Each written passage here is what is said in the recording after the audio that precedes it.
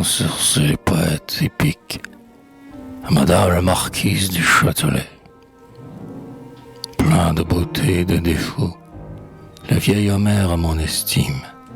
Il est, comme tous ses héros, babilleur, outré, mais sublime. Virgile orne mieux la raison, a plus d'art, autant d'harmonie. Mais il s'épuise avec Didon et rate à la fin Lavinie. De faux brillants, trop de magie, mettent le tasse un cran plus bas. Mais que ne tolère-t-on pas pour Armide et pour Herminie? Milton, plus sublime que tous, a des beautés moins agréables. Il semble chanter pour les fous, pour les anges et pour les diables. Après Milton, après le Tasse, parler de moi serait trop fort. Et j'attendrai que je sois mort pour apprendre quelle est ma place.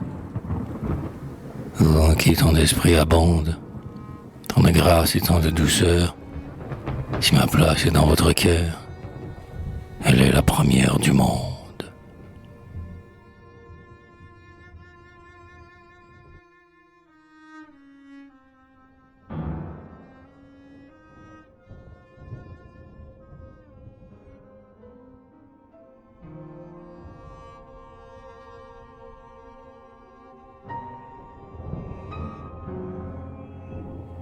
Monsieur de Fort-Calquier, vous, philosophe, ah, quel projet! N'est-ce pas assez d'être aimable? Aurez-vous bien l'air, en effet, d'un vieux raisonneur vénérable? D'inutiles réflexions compose la philosophie. Et que deviendra votre vie si vous n'avez des passions? C'est un pénible et vain ouvrage que de vouloir les modérer. Les sentir et les inspirer est à jamais votre partage. L'esprit, l'imagination, les grâces, la plaisanterie, l'amour du vrai, le goût du bon. Voilà votre philosophie. Si quelque secte a le mérite de fixer votre esprit divin, c'est l'école de Démocrite qui se moquait du genre humain.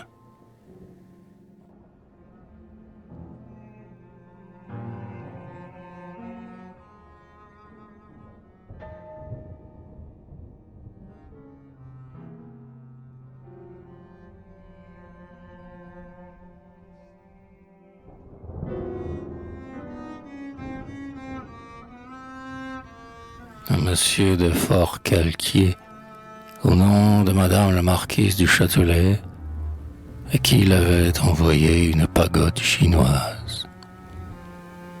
Ce gros chinois en tout diffère du français qui me l'a donné.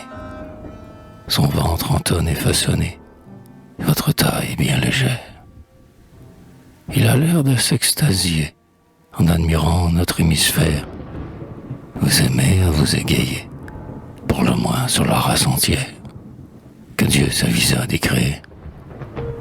Le cou penché, clignant les yeux, il rit aux anges d'un sourire.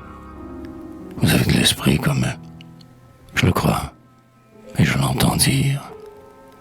Peut-être, en vous parlant ici, si vous donnez trop de louanges, mais il se pourrait bien aussi que je fais trop d'honneur aux anges.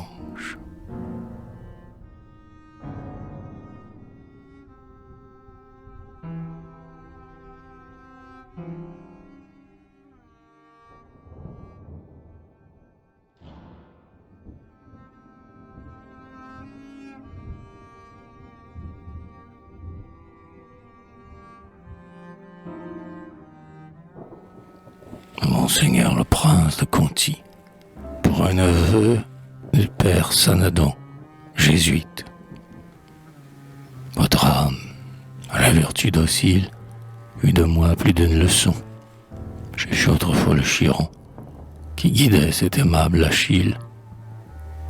Mon pauvre neveu Sanadon, connu de vous dans votre enfance, n'a pas ressource que mon nom, vos bontés et son espérance.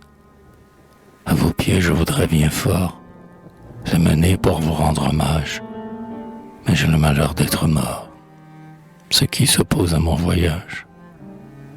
Votre cœur n'est point endurci, et sur vous mon espoir se fonde.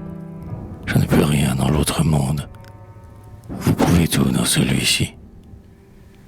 Je pourrais me faire un mérite d'avoir pour vous bien prié Dieu, mais un jeune prince aime fort peu les orimus d'un vieux jésuite. Je ne sais d'où dater ma lettre, si par vous mes vœux sont reçus. En paradis, vous m'allez mettre, mais en enfer par un refus. Non, mon neveu seul misérable est seul à souffrir condamné, car qui n'a rien se donne au diable, empêcher qu'il ne soit damné.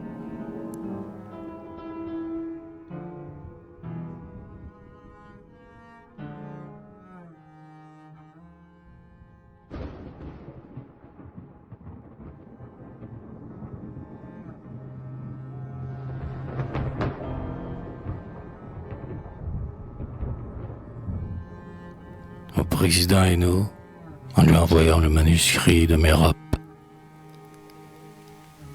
Lorsqu'à la ville un solitaire envoie des fruits nouveaux, honneur de ses jardins, nés sous ses yeux et plantés de ses mains, il les croit bons et prétend qu'on le croit.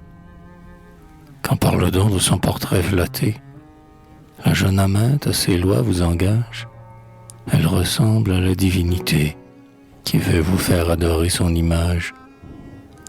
Quand un auteur, son œuvre entêtée, modestement vous en fait une offrande, qui veut de vous sa fausse humilité, c'est de l'encens que son orgueil demande. Hélas, je suis loin de tant de vanité, à tout cette regarder de reconnaître, ce qui par moi vous sera présenté. C'est un tribut, et je l'offre à mon maître.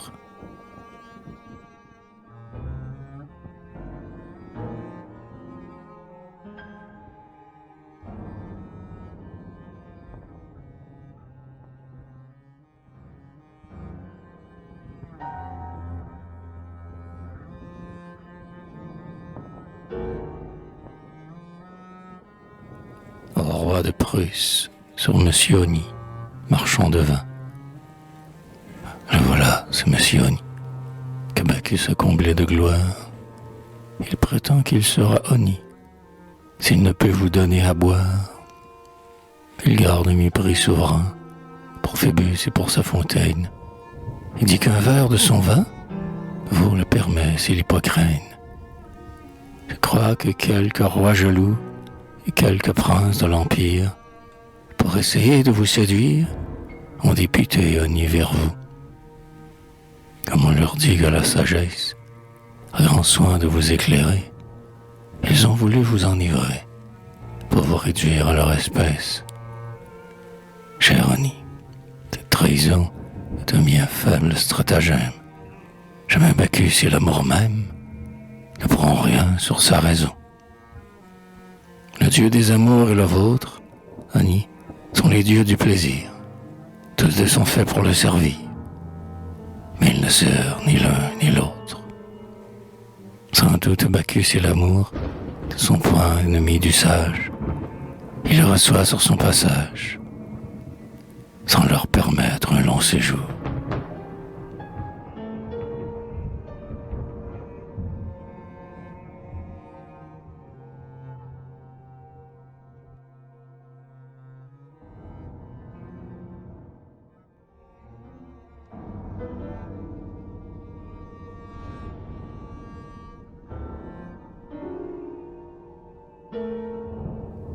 Au roi de Prusse, adieu, grand homme, adieu, coquette, esprit sublime et séducteur, fait pour l'éclat, pour la grandeur, pour les muses, pour la retraite.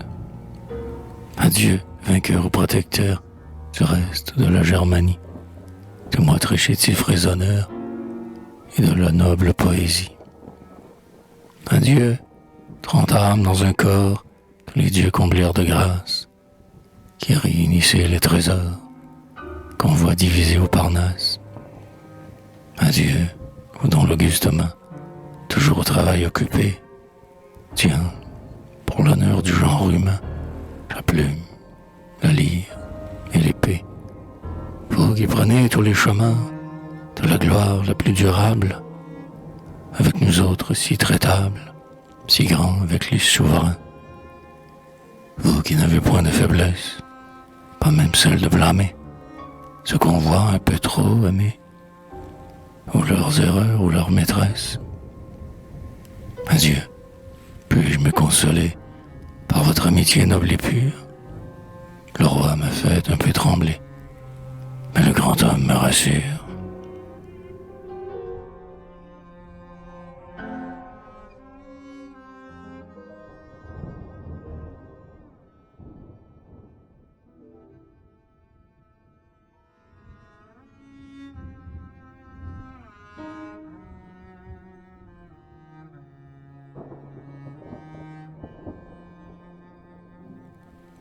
À Madame du Châtelet, si vous voulez que j'aime encore, rendez-moi l'âge des amours. Au crépuscule de mes jours, rejoignez, s'il se peut, l'aurore. Des beaux lieux où le dieu du vin, avec l'amour, tient son empire. Le temps qui me prend par la main m'avertit que je me retire. De son inflexible rigueur, tirons au moins quelque avantage. Qui n'a pas l'esprit de son âge a tout le malheur. Laissons la belle jeunesse, ses folâtres emportements. Nous ne vivons que 2 moments, qu'il en soit un pour la sagesse. Quoi, pour toujours vous me fuyez? Tendresse, illusion, folie, don du ciel qui me consoliez des amertumes de la vie. On meurt 2 fois, je le vois bien. Cessez d'aimer d'être aimable, c'est une mort insupportable. Cessez de vivre, ce n'est rien. Ainsi je déplorais la perte des erreurs de mes premiers ans. Et mon âme, au désir ouverte, regrettait ses égarements. Du ciel alors daignant descendre, l'amitié vint à mon secours. Elle était peut-être aussi tendre, mais moins vive qu'à les amours. Touché de sa beauté nouvelle et de sa lumière éclairée, je la suivis, mais je pleurais de ne pouvoir plus suivre qu'elle.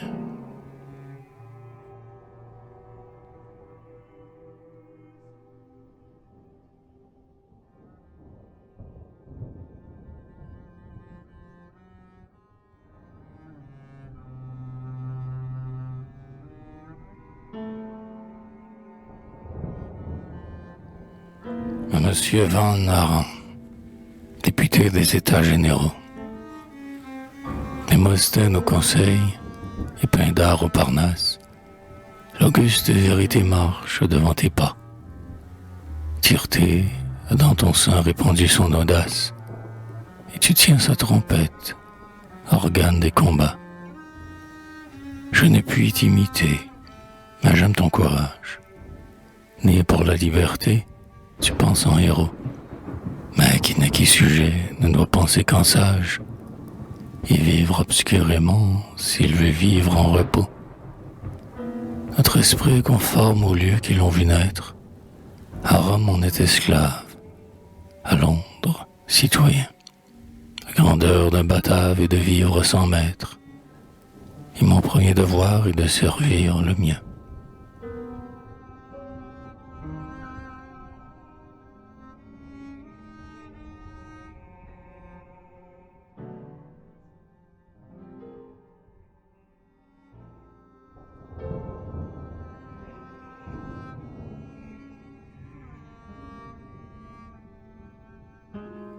À Frédéric, roi de Prusse, pour en obtenir la grâce d'un Français détenu depuis longtemps dans les prisons de Spandau.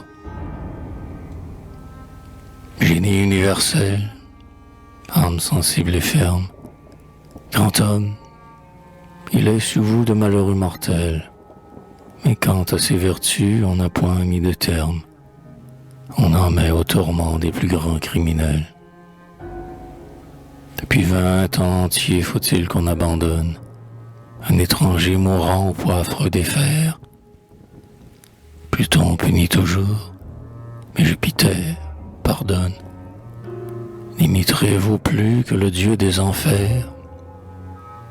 Voyez autour de vous les prières tremblantes, filles du repentir, maîtresse des grands cœurs, s'étonner d'arroser de larmes impuissantes la généreuse main qui sécha tant de pleurs. Ah, pourquoi m'étaler avec magnificence ce spectacle brillant au triomphe Titus, pour embellir la fête, égaler sa clémence et l'imiter en tout? Vous ne le vantez plus.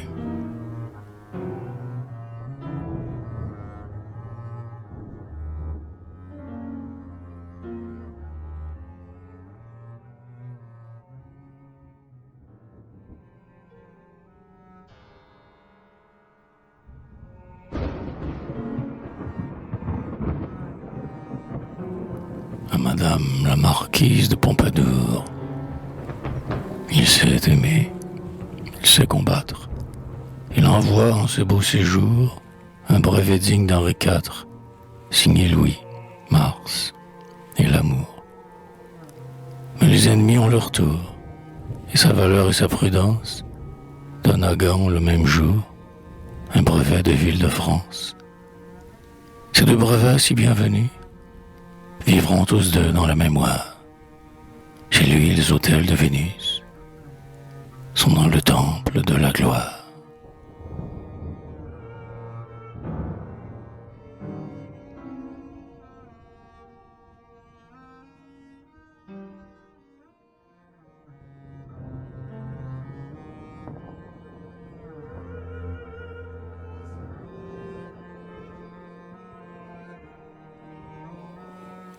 Stance irrégulière, Son Altesse royale, la princesse de Suède, Ulrique de Prusse, sœur de Frédéric le Grand.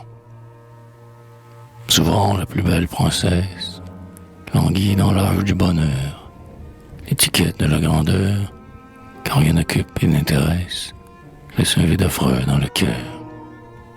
Souvent même un grand roi s'étonne, entouré de sujets soumis, que tout l'éclat de sa couronne, jamais en secret ne lui donne ce bonheur qu'elle avait promis. On croirait que le jeu console, mais l'ennui vient à pas compter.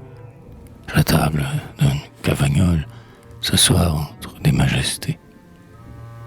On fait tristement grande chair, sans dire et sans écouter rien.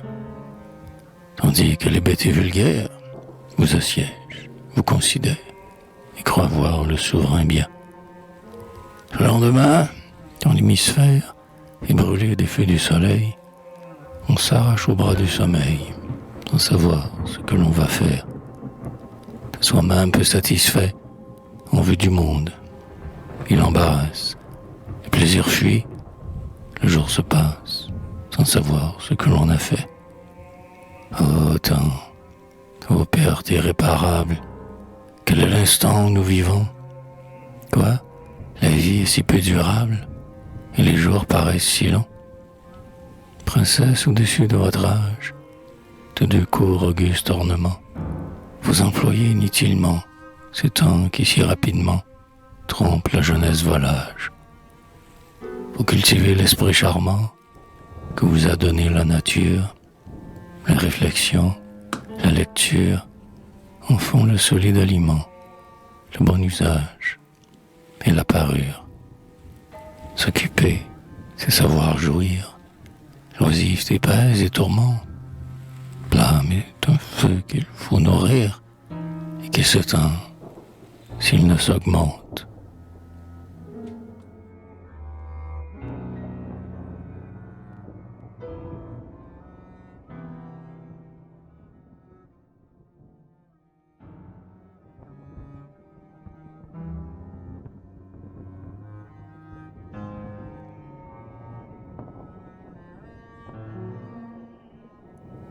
à Madame du Bocage.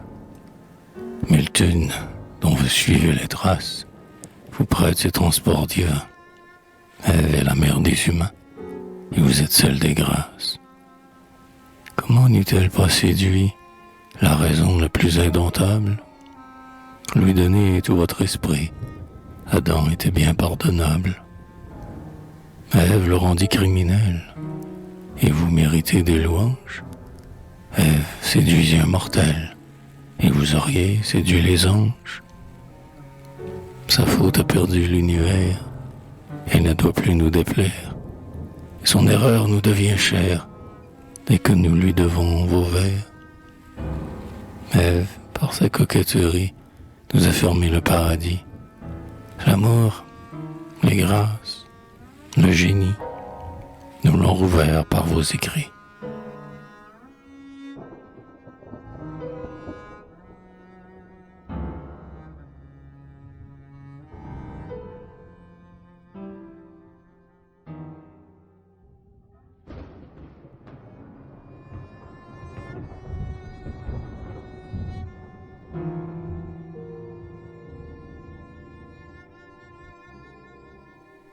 Sur le Louvre, monument imparfait de ce siècle vanté, qui sur tous les beaux-arts a fondé sa mémoire, vous verrai-je toujours, en attestant sa gloire, faire un juste reproche à sa postérité? Faut-il que l'on s'indigne alors qu'on vous admire, et que les nations qui veulent nous braver, fiers de nos défauts, soient en droit de nous dire que nous commençons tout pour ne rien achever? Mais, au nouvel affront, quelle coupable audace vient encore avilir ce chef-d'œuvre divin? Quel sujet entreprend d'occuper une place faite pour admirer les traits du souverain?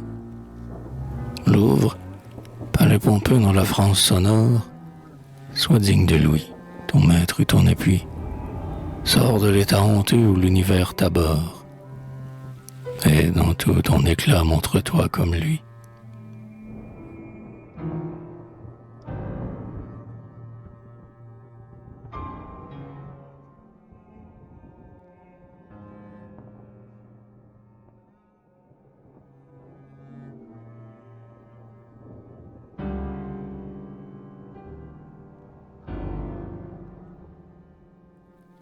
Impromptu fait un souper dans une cour d'Allemagne. Il faut penser, sans quoi l'homme devient, malgré son âme, un vrai cheval de somme. Il faut aimer ce qui nous soutient.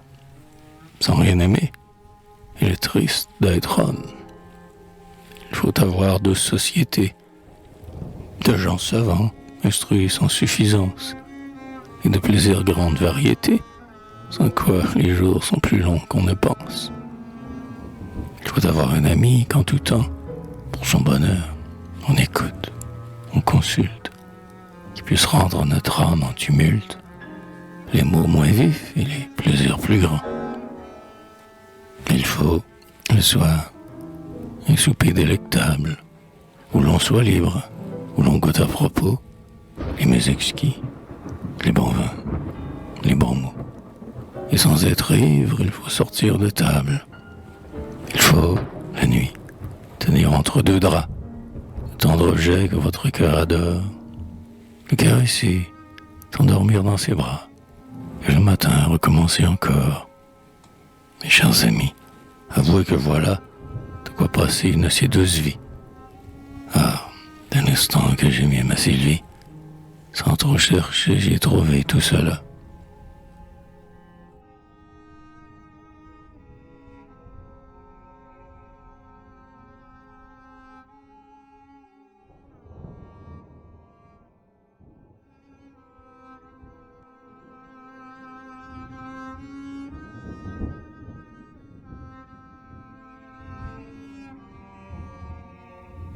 Au roi de Prusse, la mère de la mort, la vieillesse pesante, a de son bras d'airain courbé mon faible corps, et des mots qu'elle entraîne une suite effrayante, de mon âme immortelle attaque les ressorts.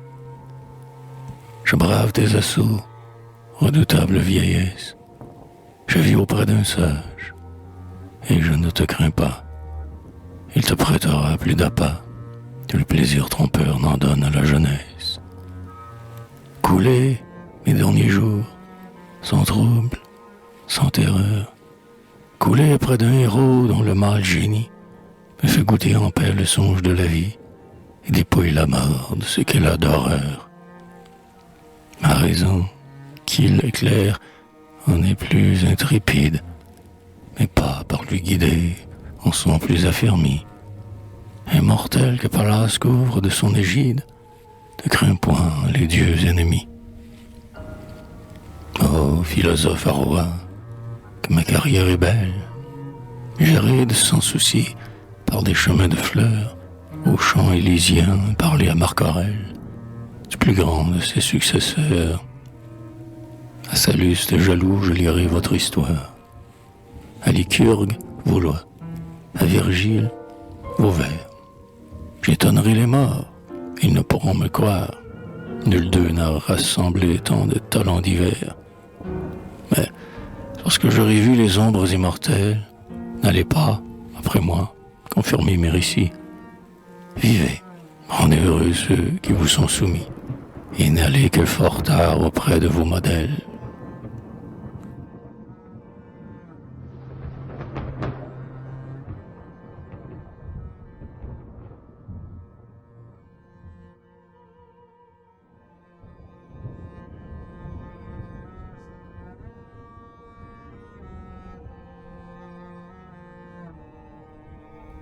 Au roi de Prusse, par le cerveau le souverain des dieux, selon ma Bible, le coucher d'une fille.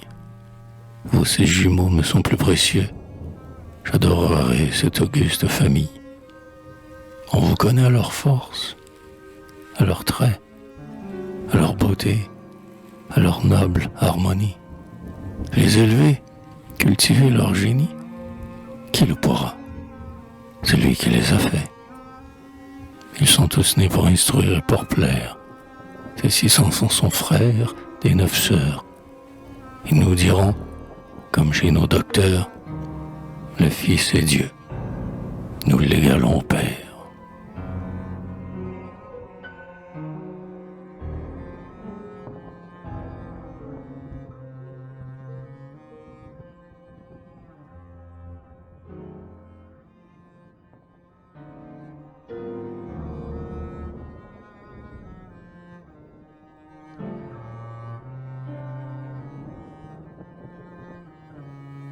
Au roi de Prusse, jadis l'amant de Madeleine changea l'eau claire en mauvais vin.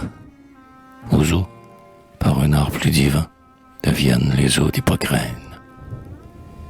J'en devrais boire un verre ou deux, car certaines humeurs scorbutiques, qui n'est point du tout poétique, rend mon esprit très langoureux.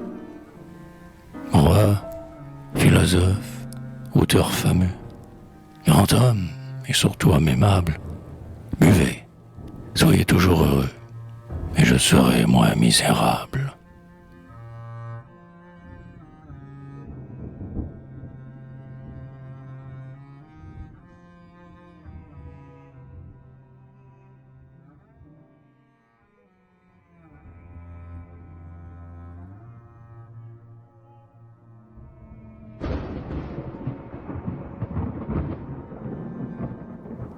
Au roi de Prusse, roi des beaux vers et des guerriers, n'allez point à bride abattu.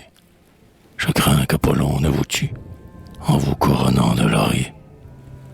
Que votre Pégase s'arrête, souffrez de moi la vérité.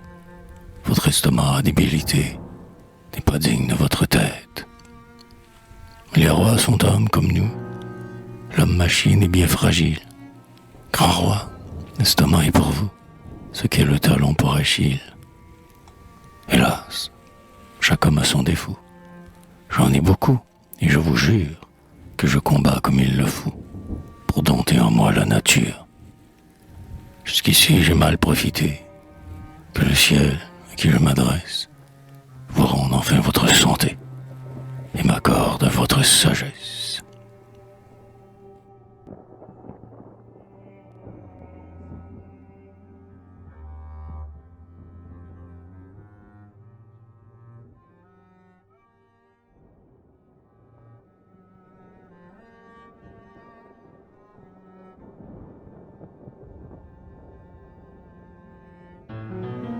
Ô roi de Prusse, vainqueur des préjugés, vainqueur dans les combats, enfant de Marc Aurèle et rival de Lucrèce, quel étonnant génie a conduit tous vos pas du fait de la gloire au sein de la sagesse. C'est de vous que j'apprends à maîtriser le sort. Par vos grandes leçons, ma raison raffermie fait de mes derniers jours les beaux jours de ma vie, et brave, ainsi que vous, les horreurs de la mort. Dieu juste, s'il en est. Quoi?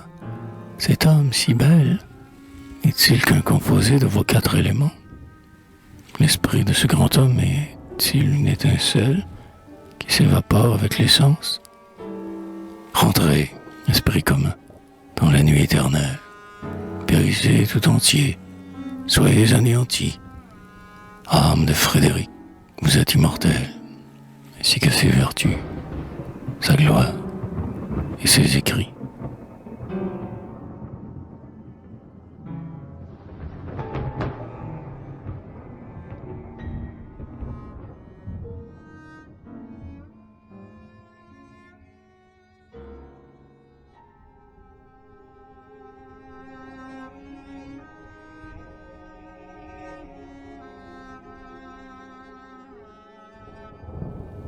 Ô roi de Prusse, du bas de votre beau vallon, qui devient un bel hôpital, je renvoie à Mars Apollon, ses beaux vers en original.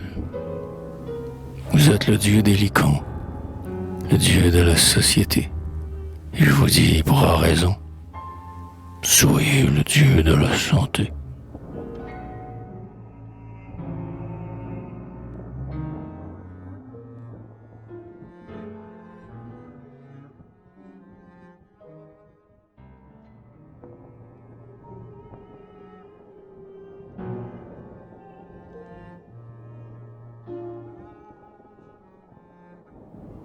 Au roi de Prusse, qui l'avait invité à dîner.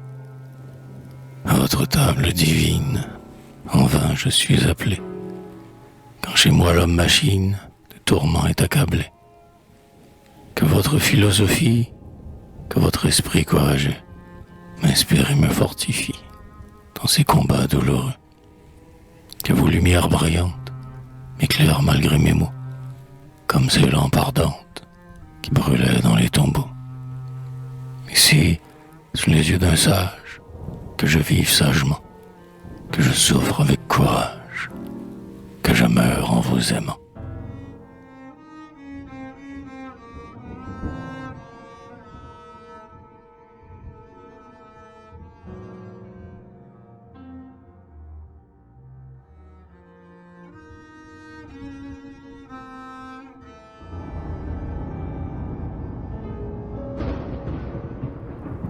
À Madame Denis, l'art n'y fait rien. Les beaux noms, les beaux lieux, très rarement nous donnent le bien-être. Est-on heureux? Hélas, pour le paraître. Et suffit-il d'en imposer aux yeux? J'ai vu jadis la baisse de la joie, malgré ce titre, à la douleur en proie. Tant sans souci, certains rois renommés furent de soucis quelquefois consumés. Il n'en est pas ainsi de mes retraites, loin des chagrins, loin de l'ambition, de mes plaisirs elle porte le nom. Vous le savez, car c'est vous qui les faites.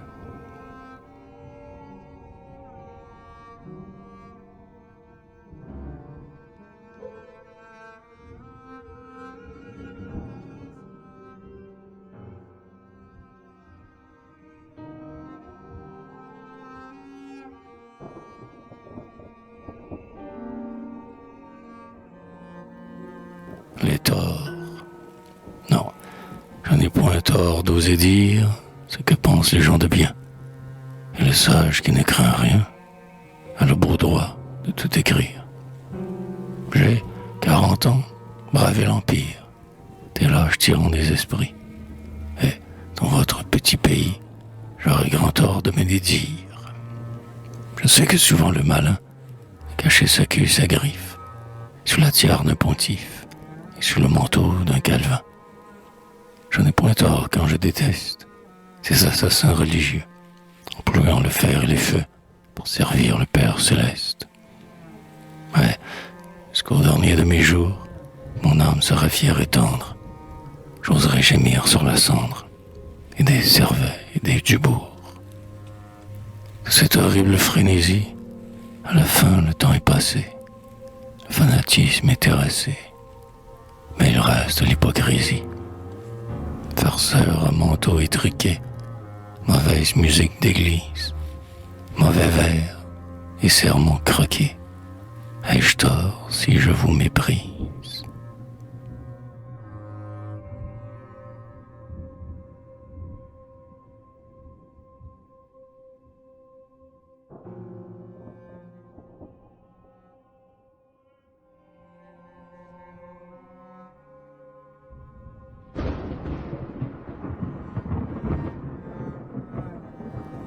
Monsieur le chevalier de Boufflers, qui lui avait envoyé une pièce de vers intitulée Le Cœur. Certaines dames honnêtes et savantes et profondes, ayant lu le traité du cœur, disaient en se pâmant que j'aime cet auteur. Ah, je vois bien qu'il a le plus grand cœur du monde. De mon heureux printemps, j'ai vu passer la fleur, le cœur pourtant me parle encore. Du nom du petit cœur que mon amant m'honore, je sens qu'il me fait trop d'honneur.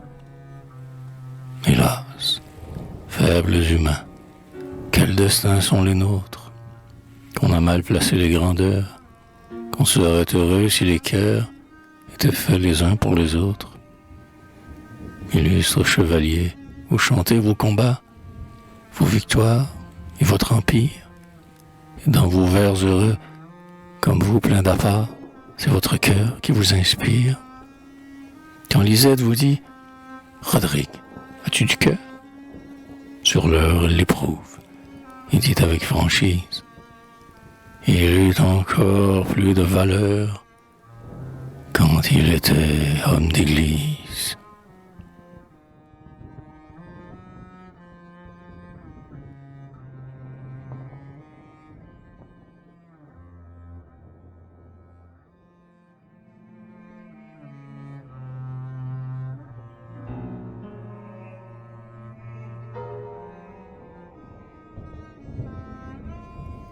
À Monsieur Déodati de Tovazi.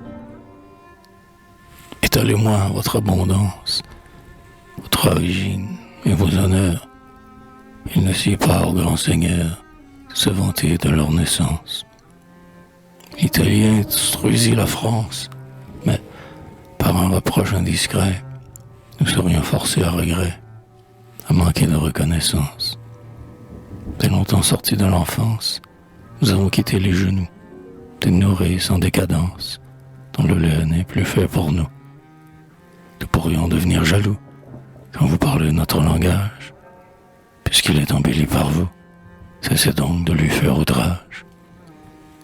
L'égalité contente un sage. Terminons ici le procès. Quand on est égal aux Français, ce n'est pas un mauvais partage.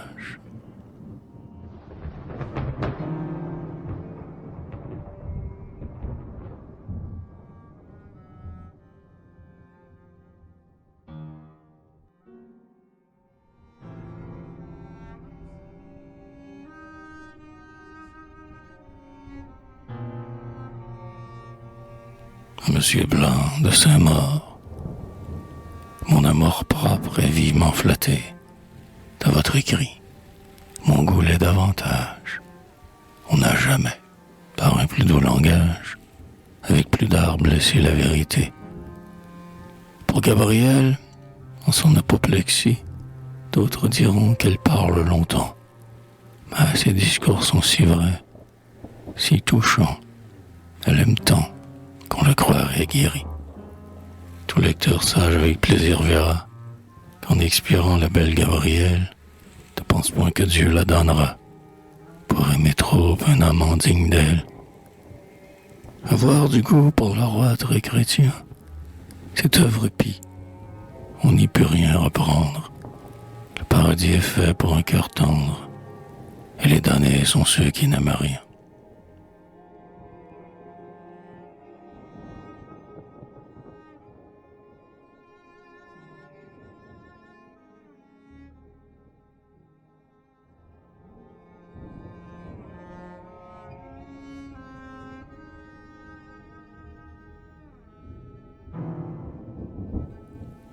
à l'impératrice de Russie Catherine II, à l'occasion de la prise de Chokzim par les Russes en 1769. Fuyez, vizir, Bacha, Spahi et janissaires. Si le nonce du pape, allié du mufti, s'est donné en armant vos troupes sanguinaires, Catherine a vaincu, le nonce est converti. Il doit l'être du moins. Il doit sans doute apprendre à ne plus réunir la mitre et le turban. Malheureux Polonais, le fer de l'Ottoman, mettez donc par vos mains la République en cendres. Tous vos vrais intérêts devenaient plus jaloux. Rome et Constantinople ont été trop fatales. Il est temps de finir ces horribles scandales. Vous serez désormais fortunés malgré vous. Bientôt de Galitzin, la vigilante audace, ira dans son sérail éveiller Mustapha, mollement assoupi sur son large sofa, au lieu même où naquit le fier dieu de la Thrace. Ô mineur du Nord, ô toi, sœur d'Apollon, tu vengeras la Grèce en chassant ses infâmes, ses ennemis des arts et ses geôliers des femmes. Je pars, je vais t'attendre au champ de Marathon.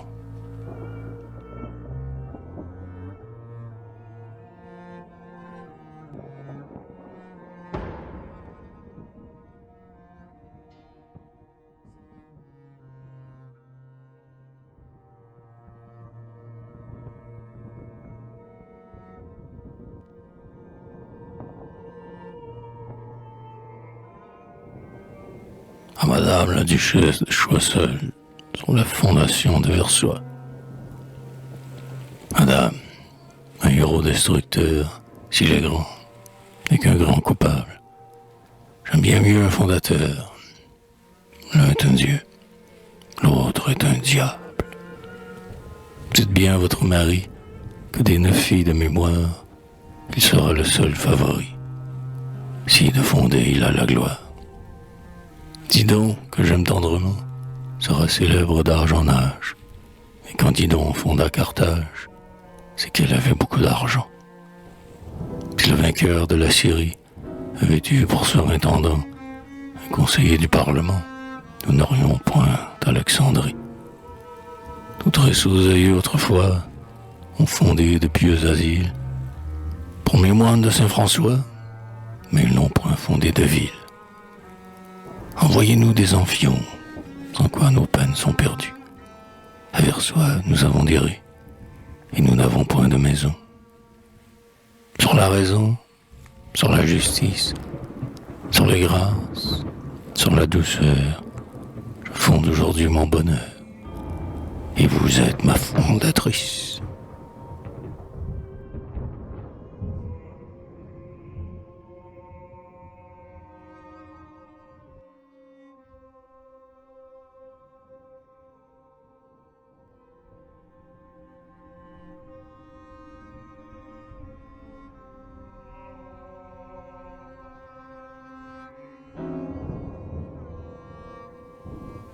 Monsieur Sorin de l'Académie française sur ce que le général des Capucins avait agrégé l'auteur à l'ordre de Saint-François, en reconnaissance de quelques services qu'il avait rendus à ses moines. Il est vrai, je suis Capucin, c'est sur quoi mon salut se fonde. Je ne veux pas, dans mon déclin, finir comme les gens du monde. Mon malheur est de n'avoir plus, en minuit, ses bonnes fortunes, ces nobles grâces des élus, chez mes confrères si communes. Je ne suis point frère frappard, confessant sœur Luce ou sœur Nice. Je ne porte point le cilice de Saint-Grisel, de Saint-Billard. J'achève doucement ma vie, je suis prêt à partir demain, en communion de la main du bon curé de Mélanie. Dès que monsieur l'abbé Terré a su ma capucinerie, mais bien il m'a délivré. Que servait-il dans l'autre vie? J'aime fort cet arrangement. Il est leste et plein de prudence. Plût à Dieu qu'il en fît autant à tous les moines de la France.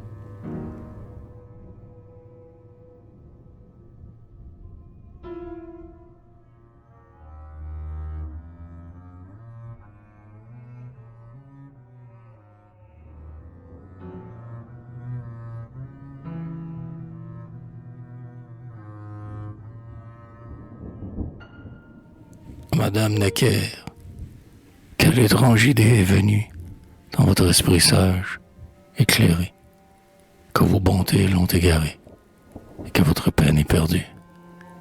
À moi, chétif, une statue, je serais d'orgueil enivré. L'ami Jean-Jacques a déclaré que c'est à lui qu'elle était due. Il la demande avec éclat. L'univers, par reconnaissance, lui devait cette récompense. Mais l'univers est un ingrat.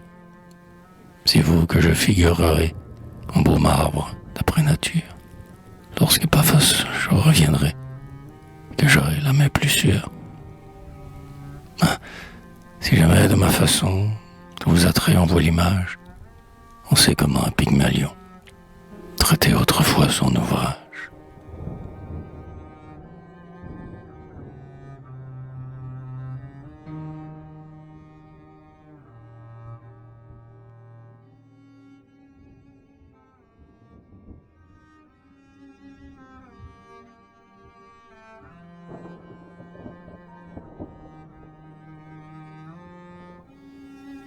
À Monsieur Orchastre aimé, l'amour, les plaisirs et l'ivresse respirent dans vos heureux chants. C'est parmi la vive jeunesse qu'Apollon se plut en tout temps. Les muses, ainsi que les belles, dédaignent les vœux d'un vieillard. En vain j'irai même après elles, et vous les fixez d'un regard. Elles cessent de me sourire, vos accords ont su les charmer. Eh bien, je vous cède ma lyre, vos doigts sont faits pour l'animer.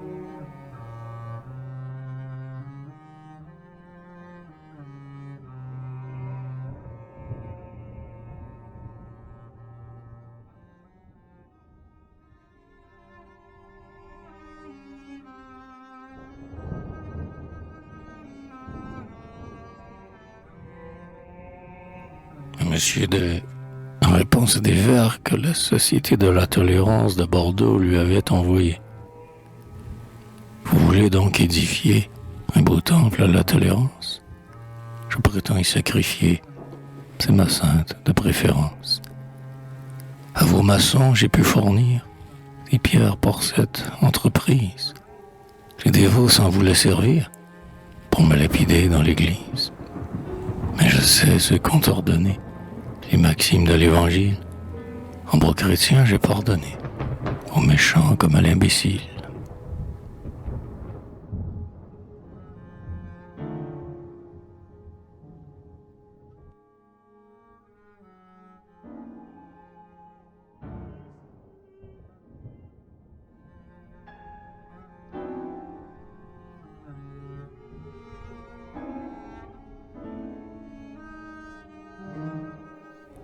À Madame Lulin, de Genève. Mais quoi, vous êtes étonné qu'au bout de 80 hivers, ma muse faible et surannée puisse encore fredonner des vers? Quelquefois un peu de verdure rit sous les glaçons de nos champs. Elle console la nature, mais elle sèche en peu de temps.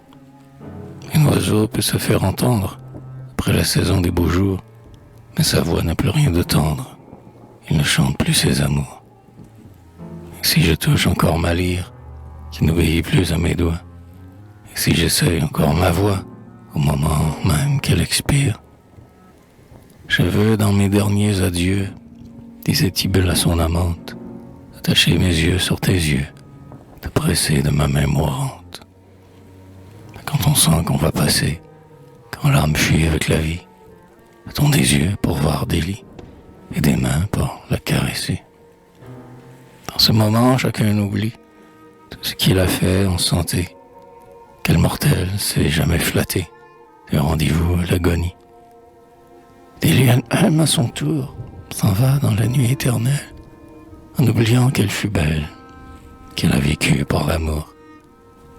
Nous naissons, nous vivons, bergère, nous mourons sans savoir comment. Chacun est parti du néant. Où va-t-il? Tu le sais, ma chère.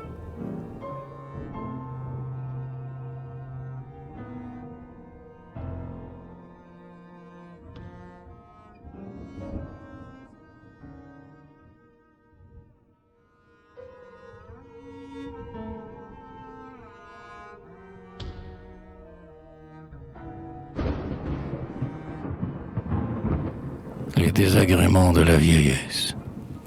Ouais, je sais qu'il est doux de voir dans ces jardins ces beaux fruits incarnails de perses et d'épires, savourer en paix la sève de ces vins et de manger ce qu'on admire. J'aime fort un faisan qu'à propos on rôtit, ces perdreaux maillés, le fumet seul m'attire, mais je voudrais encore avoir de l'appétit. Sur le penchant fleuri de ces fraîches cascades, sur ces prés émaillés, dans ces sombres forêts, je voudrais bien danser avec quelques dryades, mais il faut avoir des jarrets. J'aime leurs yeux, leur taille et leur couleur vermeille, leurs chants harmonieux, leur sourire enchanteur, mais il faudrait avoir des yeux et des oreilles. On doit se les cacher quand on n'a que son cœur. Vous serez comme moi quand vous aurez mon âge, archevêque, abbé, emporprés cardinaux, princes, rois, fermiers généraux. Chacun avec le temps devient tristement sage. Tous nos plaisirs n'ont qu'un moment. Hélas, quel est le cours et le but de la vie? Des fadaises et le néant. Oh Jupiter, tu fies en nous créant une froide plaisanterie.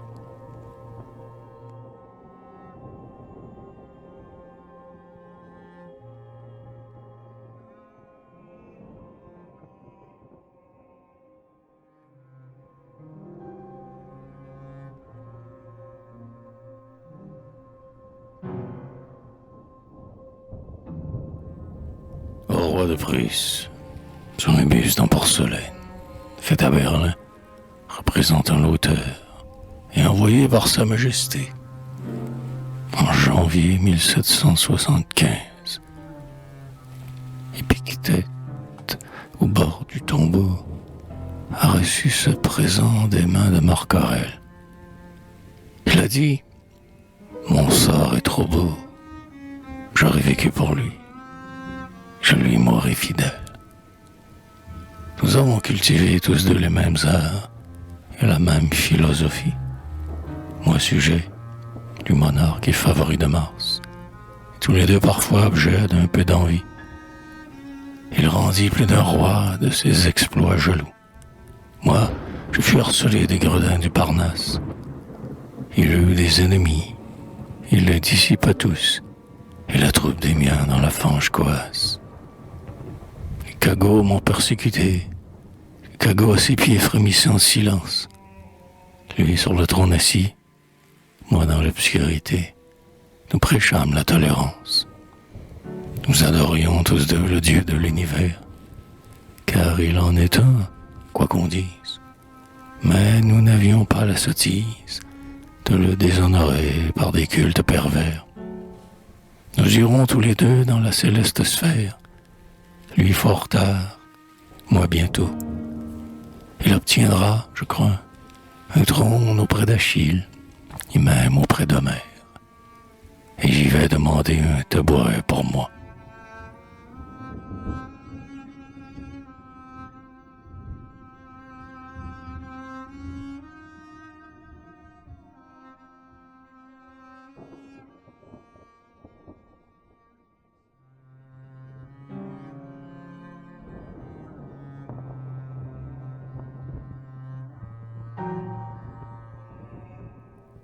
Stance, sur l'alliance renouvelée entre la France et les cantons helvétiques, jurée dans l'église de Soleure, le 15 auguste 1777.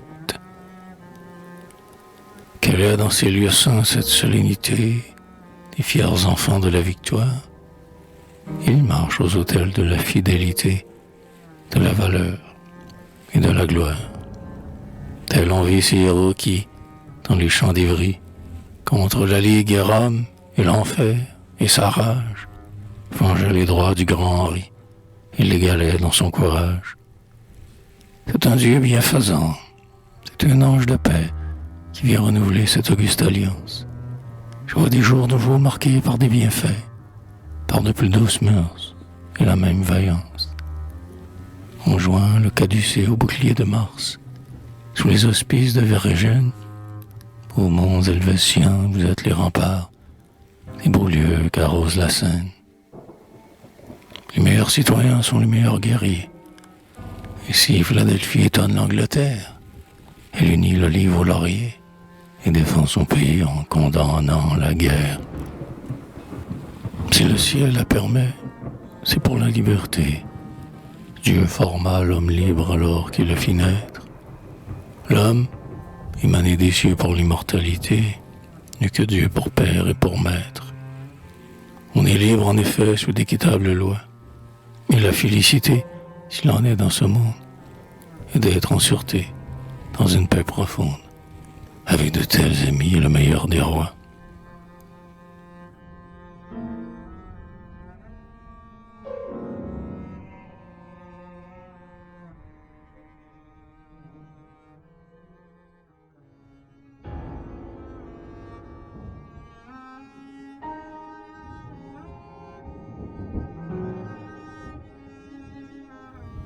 Stance ou quatrain, pour tenir lieu de ceux de Pibrac, qui ont un peu vieilli.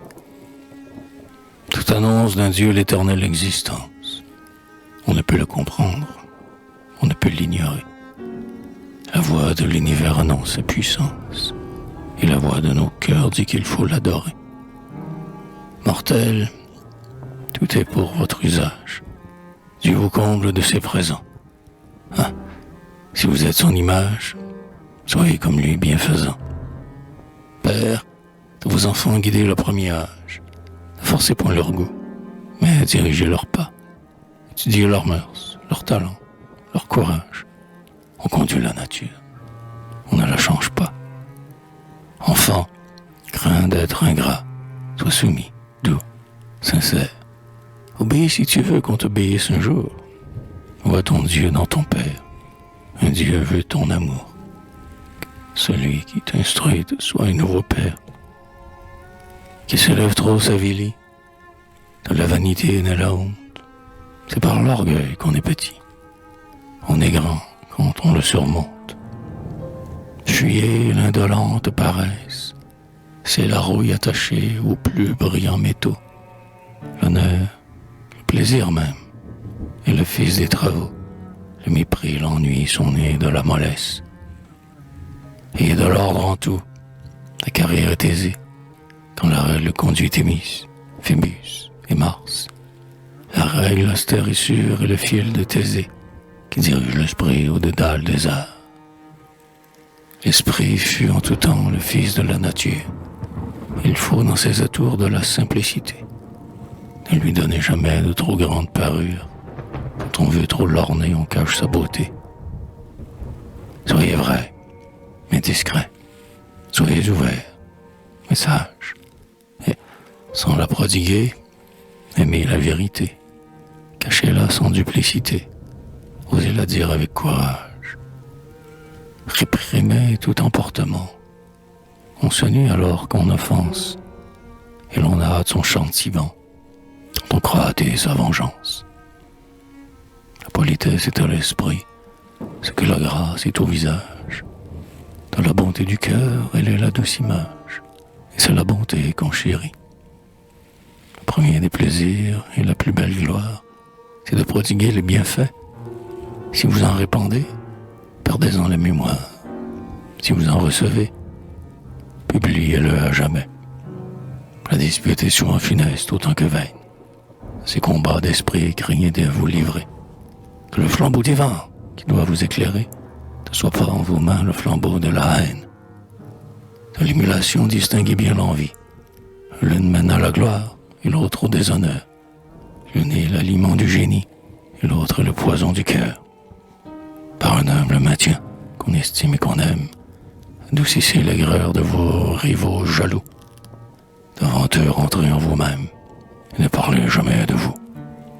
Toutes les passions s'éteignent avec l'âge. L'amour propre ne meurt jamais. Ce flatteur et tyran, redoutez ses attraits et vivez avec lui sans être en esclavage.